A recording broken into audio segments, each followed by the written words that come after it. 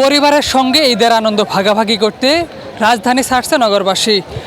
আজ যেহেতু সরকারের ছুটি শুরু হয়েছে আজ থেকে, যার জন্য রেল স্টেশন, বাস স্টেশন এবং লঞ্চ ঘাটগুলোতে উপচে পড়া ভিড় লক্ষ্য করা যাচ্ছে।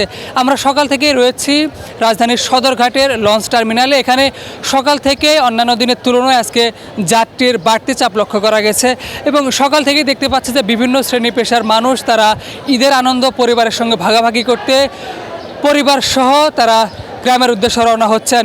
সকাল থেকেই তারা একে একে লঞ্চ ঘাটে আসছেন এবং লঞ্চগুলো নির্ধারিত সময়ের মধ্যেই ছেড়ে যাচ্ছে এবং এই লঞ্চ ঘাটে কেউ যেন কোনো ধরনের বিপদে না পড়েন, অপ্রীতিকর পরিস্থিতির সম্মুখীন না হন, এই জন্য আইনশৃঙ্খলা বাহিনীও বেশ সতর্ক অবস্থানে রয়েছে।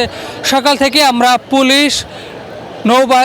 পুলিশ, কোস্টগার্ড ও র্যাবের মহড়া দেখতে পেয়েছি, অর্থাৎ পুলিশ, র্যাব এবং কোস্টগার্ড তারা একত্রে কাজ করছেন যেন ঘরমুখো মানুষ তারা নির্বিঘ্নে বাড়ি ফিরতে পারেন।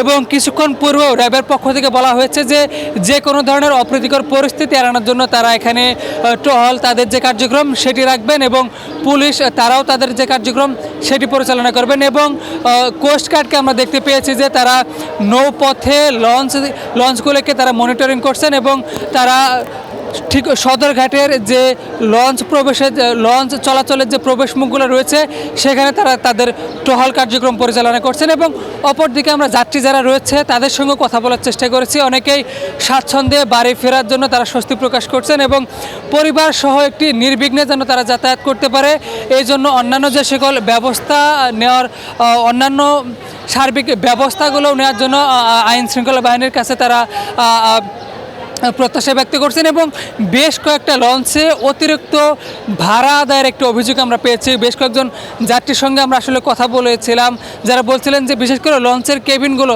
অন্যান্য সময়ের তুলনায় বেশ প্রায় দ্বিগুণের মতো ভাড়াও নেওয়া হচ্ছে কিছু কেবিনগুলোতে।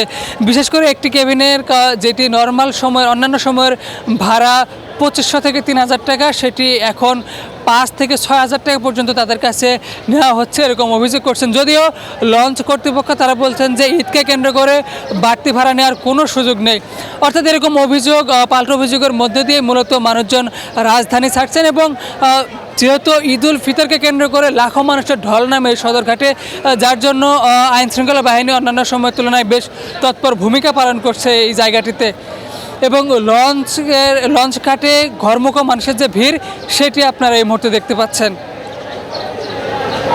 ভাড়া নর্মালি ভাড়া আছে 2500-3000 টাকা, কিন্তু সেই জায়গায় 10,000 টাকা চাচ্ছে। 5টা টিকিট দেবো, 10,000 টাকা ভাড়া চায়। হ্যাঁ, জাগাইতে পারবেন আপনি? এখন আপনি 30,000 দিলেও কেবিন পাইবেন না। এবারে আমাকে 10ই লোক, আমরা সবসময় এই লঞ্চে যাই, তাহলে আমরা কি তাহলে আমাকে জিম্মি করে নিয়েছেন, এরা দিয়ে আরো জিম্মি খার ভাড়াটা ঈদের উপলক্ষে একটু বেশি না, এই লঞ্চ ফ্রি খালি আইবে, এর লেগে ভাড়াটা বেশি না।